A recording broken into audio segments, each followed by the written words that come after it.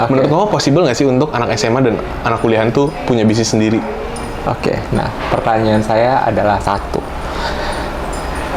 Teman-teman pengen punya bisnis. Untuk apa? Setuju. Apakah untuk pamer? Apakah untuk meminta atau mengambil validasi orang? Nah, karena menurut saya begini loh. Tidak semua orang harus jadi pebisnis. Ada nggak orang yang koko pernah ketemu nih? Kan kau udah ketemu banyak orang, Yes, udah okay. ada banyak orang sukses dan segala macam. Yang dari awal tuh mulai langsung sukses, nggak ada gagalnya sama sekali. Oh, ada? Ada? Ada. Ada juga? Ada.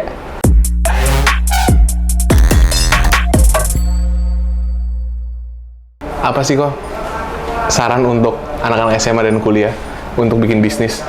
Oke, nah begini teman-teman ya. Ketika teman-teman ingin bangun bisnis, Ya. kebetulan juga mungkin saya sharing sedikit, sebenarnya saya nggak planning bangun bisnis sih dari awal sih ya. Oke. Saya planningnya itu mengejar profesional karir saya.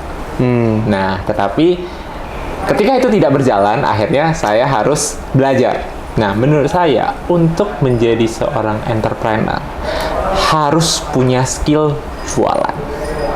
Harus punya skill bisa jualan. Mungkin teman-teman di sini sering melihat ya, orang-orang yang jadi bos itu basic awalnya itu adalah seorang sales.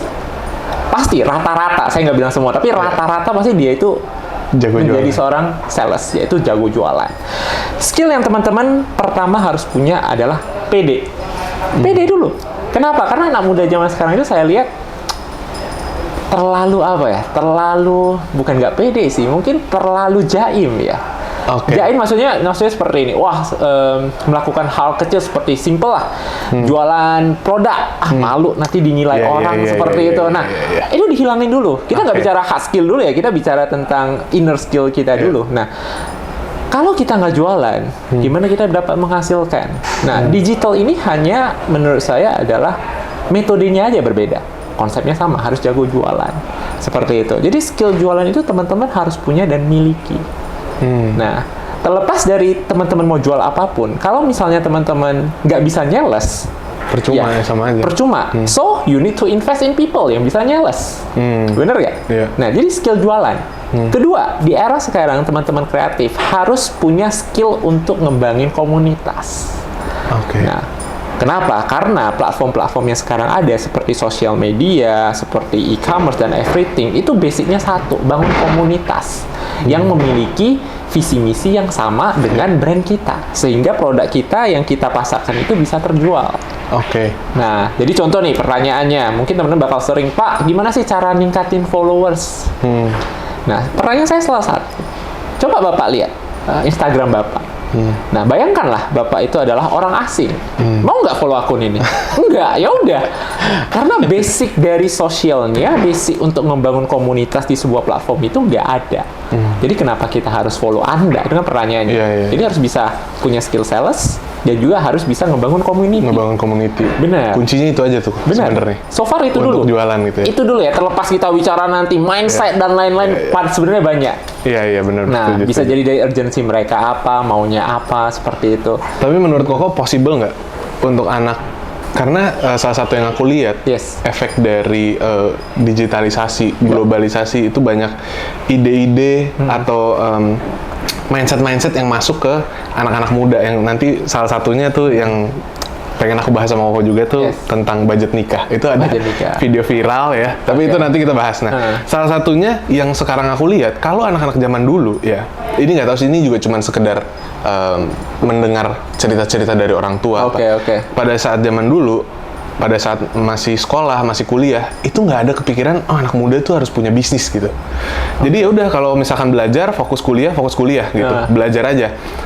Ya mungkin ada yang malas belajar ya terserah lah. Tapi maksudnya anak muda zaman dulu tuh nggak kepikiran bahwa ya gue harus punya bisnis sendiri, gue harus punya usaha sendiri. Zaman sekarang hampir rata-rata semua anak SMA dan anak kuliah yang aku temuin itu udah pengen punya bisnis sendiri lah intinya gitu. Oke. Menurut kamu possible nggak sih untuk anak SMA dan anak kuliahan tuh punya bisnis sendiri? Oke, nah pertanyaan saya adalah satu. Teman-teman pengen punya bisnis. Untuk apa? Setuju. Apakah untuk pamer? Apakah untuk meminta atau mengambil validasi orang. Nah, karena menurut saya begini loh, tidak semua orang harus jadi pebisnis. Setuju. Banyak orang yang karir profesionalnya juga bagus. Bener. Nah, karena menurut saya kalau misalnya orang bilang lebih enak mana? Jadi pebisnis atau jadi karyawan? Saya selalu bilang jadi karyawan, bro. Kenapa? Kerja lu A sampai Z, akhir bulan Lu dapat digaji. gaji. That's it. Pebisnis, lu harus mikir cash flow, stok operasional, gaji karyawan, dan biasanya CEO itu dan business owner itu adalah orang yang terakhir mengambil keuntungan. Nah, kalau untung, kalau rugi. Nah, jadi menurut saya lebih enak mana? Lebih enak karyawan. Dan bagi anak muda ini ya pertanyaan saya satu. Lu mau berbisnis buat apa? Kenapa sih gitu ya? Benar. Karena banyak kan FOMO sih kok. Banyak yang FOMO. Dan rata-rata kalau misalnya memegang jabatan CEO itu keren banget. Wow. Ya. Wah, semuanya di profilnya ganti kok. Bener, CEO of apa sih? Yes. Tapi saya pernah di masa itu. Saya pernah di masa mungkin ya back 8 years ago ya. Saya ngerasa wah CEO itu keren. CEO itu bagus. Nah, sekarang udah enggak. Mending saya nggak dikenal tapi cuan ngalir terus gitu. Daripada gue dikenal ya kan, nanti juga ujung-ujungnya what's that for gitu loh, untuk apa? Nah, karena kembali lagi fenomena ini terjadi karena percepatan digitalisasi. Betul, setuju. Nah, dulu kita ngebandinginnya apa sih? Nah, kita bicara ya, kenapa orang zaman dulu mungkin ngerasanya bahwa ini nggak penting. Nah, mungkin teman mainnya semua nggak banyak pebisnis. Dan nggak tahu di luar sana ada seorang pebisnis muda yang kaya raya. Sementara di era sekarang, digitalisasi ini sangat cepat. Wah, setiap hari ketika buka sosial media, banyak orang yang ngerasa minder mungkin nih. Dia udah sekeren ini. Umur segini udah beli apa? Nah, pertanyaan saya satu. Lu mau bisnis untuk apa? Bener-bener cari cuan, bener-bener bisnis itu bermanfaat bagi orang, atau hanya untuk memberi makan ego kamu? Nah, kalau untuk itu mending nggak usah bisnis, fokus apa yang kamu lakukan sekarang. Seperti itu, belajar. It's fine gitu. Bener sih, aku juga salah satu yang aku sering bilang juga di video aku ya kok ya. Yes. Gak semua orang tuh harus jadi pebisnis karena dan gak semua orang bisa jadi pebisnis. Benar. Karena untuk jadi pebisnis tuh butuh banyak loh skill dan maksudnya mindset apa segala macam yang perlu untuk kita punya untuk ngembangin suatu bisnis, untuk sukses di suatu bisnis gitu loh. Yang menurut aku sangat berhubungan dengan pencarian jati diri. Ya, kayak maksudnya aku selalu bilang untuk kenalin dulu diri sendiri. Menurut aku salah satu skill yang paling penting itu adalah self awareness. Kita harus tahu kita tuh orangnya punya kelebihan kayak apa sih, kekurangan kayak apa. Kita cocok nggak sih jadi pebisnis sebenarnya?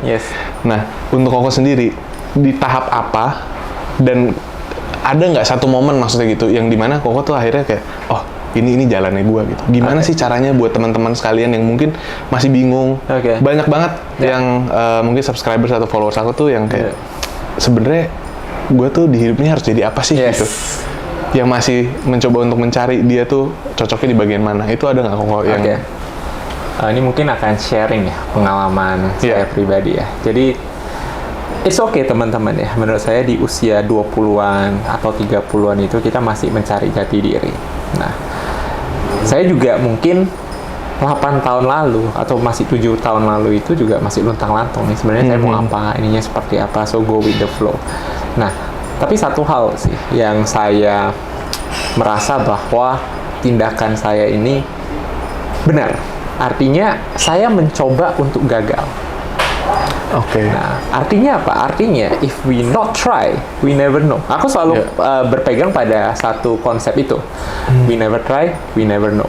Nah, artinya dengan hal yang positif ya, jangan hal yang negatif ya. Nah, artinya apa? Artinya teman-teman pernah dengar pepatah seperti ini nggak? Anda nggak perlu takut gagal. Karena Anda cuma butuh sukses sekali.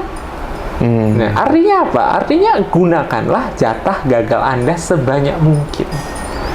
Nah, di masa muda.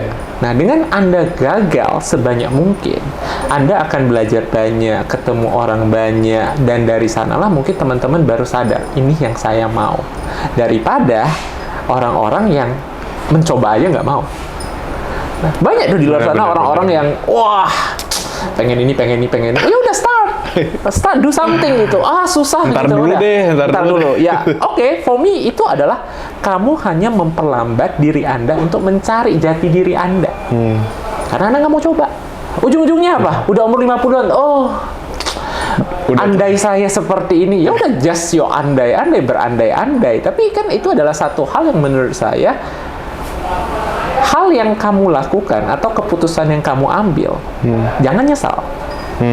Nah, jangan nyesal. Karena kembali lagi, tidak ada satu orang pun di dunia ini yang bisa buat Anda mulai kalau Anda sendiri tidak mau mulai. Nah, jadi pencarian jati diri itu menurut saya, bagi saya adalah coba semua, gagal terus, dari sana Anda bakal belajar dan tahu sebenarnya kamu itu mau apa.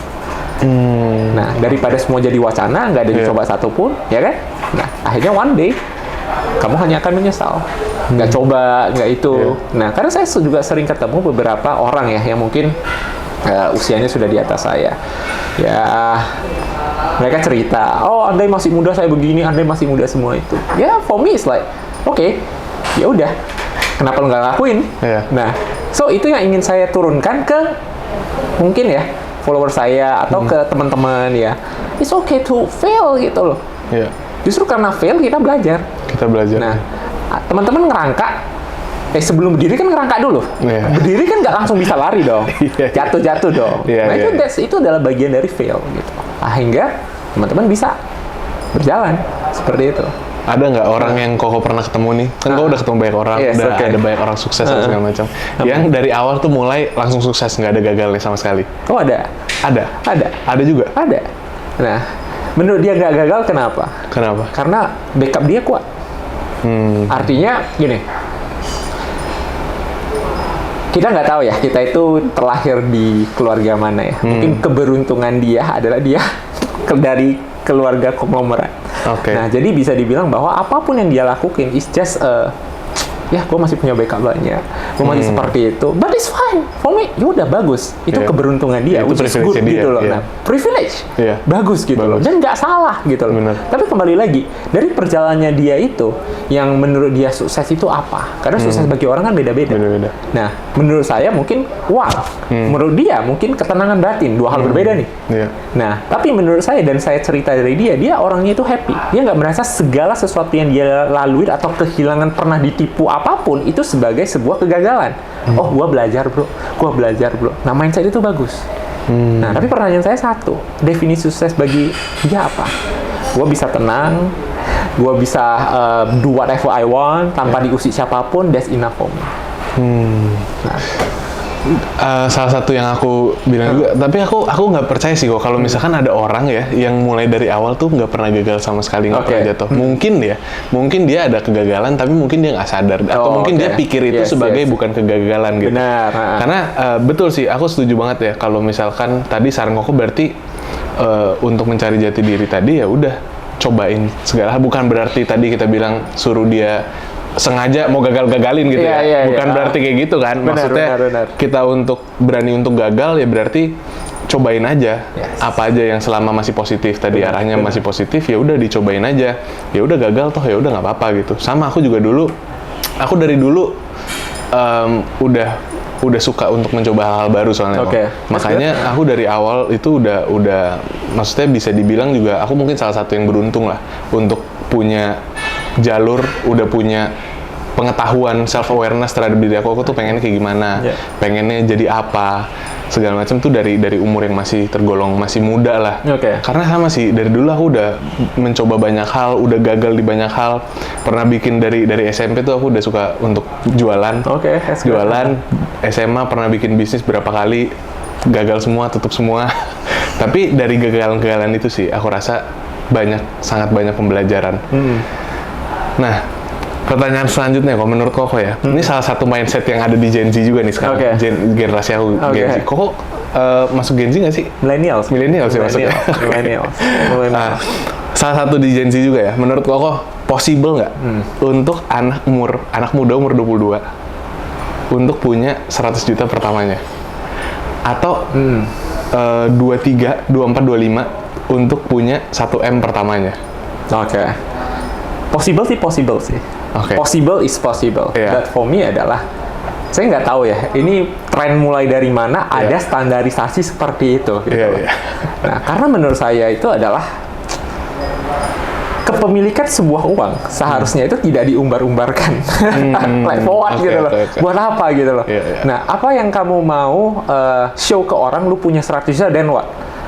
Nah, tujuannya apa? Tujuannya apa? Nah, makanya saya juga agak bingung nih. Bener, saya pernah denger juga di itu harus punya 100 juta pertama, harus punya 1 M pertama. Oke, then why gitu loh? Why kita punya itu, then why gitu ya kan? Nah, tapi kalau possible banget, apalagi di era sekarang yang kita itu sudah bisa melakukan banyak hal dengan dunia online, digitalisasi itu possible banget. Nah, cuma ya kembali lagi pertanyaannya, kenapa standarisasi itu ada? Kenapa itu harus menjadi pemikiran buat kita gitu loh. Nah, karena I believe satu hal sih. Rezeki setiap orang itu sudah diatur. Nah, dengan catatan kita harus bekerja keras. Jadi, banyak kok orang sukses itu tidak di umur muda. Seperti salah satunya ya KFC. Nah, umur berapa dia tuh? 65 kalau Sanders ya. Nah, baru sekarang menjadi legacy. Nah, mungkin dia dulu muda, I don't know, 100 juta mungkin nggak ada. Nah, jadi menurut saya itu adalah hal yang teman-teman di generasi Z itu nggak usah pikirin. Kenapa? Maksudnya apa dampak 100 mengasih tahu orang lu punya 100 juta itu ke orang-orang gitu? What do you want to try to approve? Nah, apa yang kamu coba untuk buktiin gitu?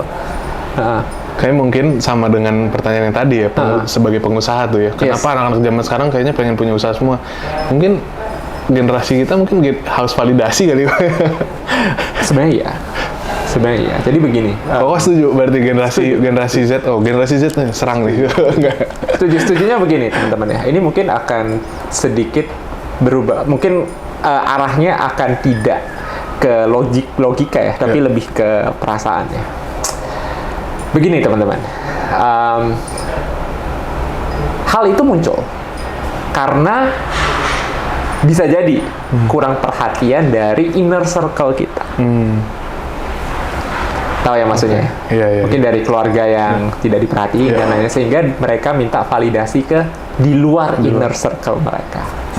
Nah, karena rata-rata yang saya lihat dan saya temui orang-orang yang memang inner circle-nya bagus, they don't care. Ya udah, saya begini aja, it's fine. Saya tidak minta validasi dari siapapun.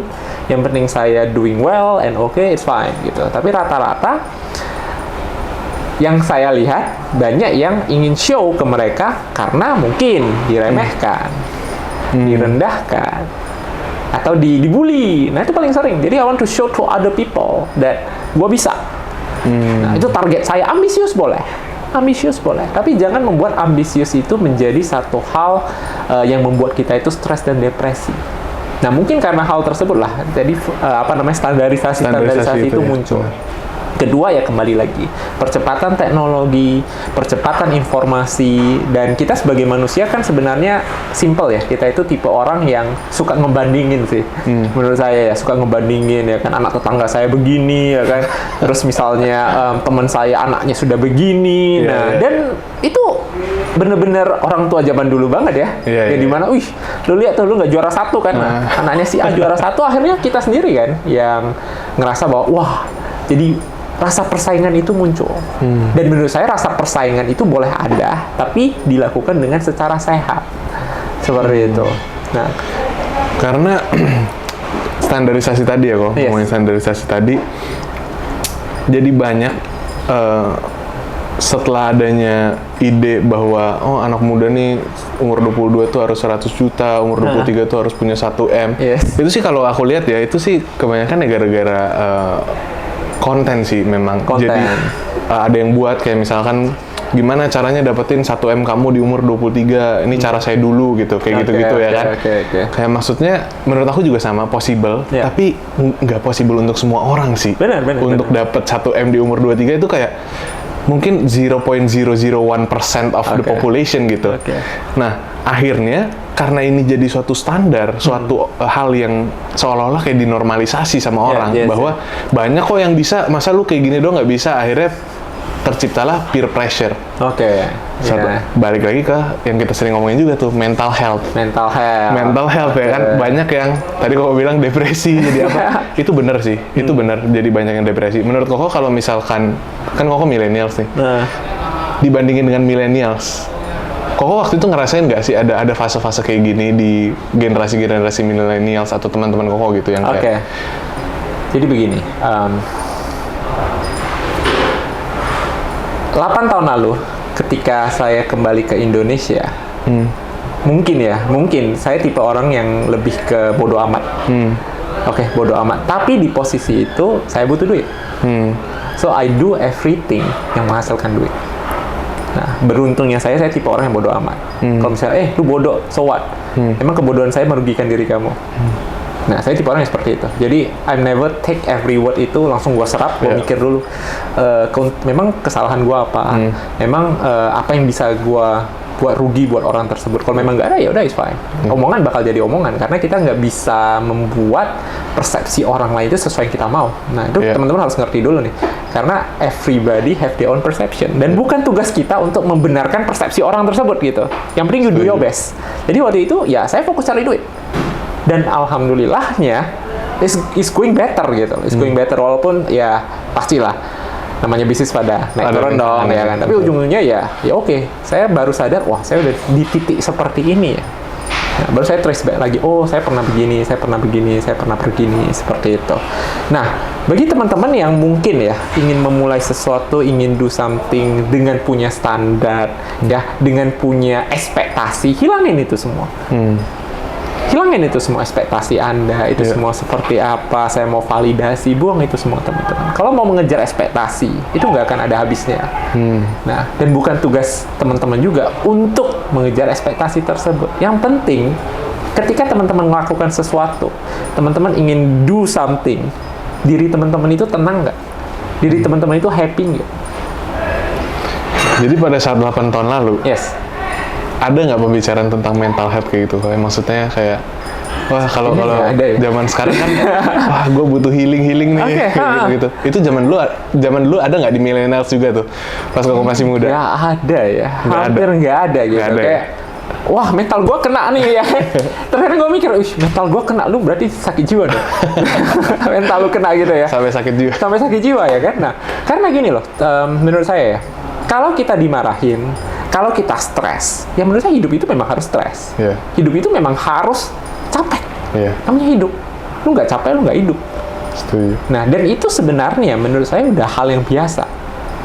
Nah, di zaman 8 tahun lalu, di mana saya masih umur 20-an itu, apa mungkin karena saya ansos ya? Saya nggak tahu ya. Nah, hampir nggak pernah dibicarakan mental health healing itu nggak pernah. Ya udah healing, main game, nonton, that's it. Nah, hangout, that's it. Iya. Nah, itu nggak menjadi isu yang seperti sekarang nih menurut saya, yang di mana-mana orang bilang mental health dan lain-lain gitu. Itu nggak se-booming sekarang lah. Oke. Kalau work ethic, menurut Koko, terasa nggak? Koko ngerasain nggak perbedaan? Work ethic antara zaman dulu, Yes. millennials, dan sekarang Gen Z gitu. Yes. Gen Z kan udah pada mulai kerja nih kok. Yes. Termasuk salah satu aku udah pada mulai kerja nih. Yes. Nah itu kerasa nggak? Salah satu pertanyaan nih kok. Salah satu pertanyaan yang sering muncul di Gen Z itu, kerja di weekend tuh sebenarnya gimana sih? Oke, ngerti. Anak Gen Z sekarang itu seperti tidak mementingkan duit, lebih mementingkan mental health mereka. Bisa kerja seminggu, hilang di minggu depannya. Possible nggak sih sebenarnya umur 23 sampai 25 untuk nikah dengan budget 1 M?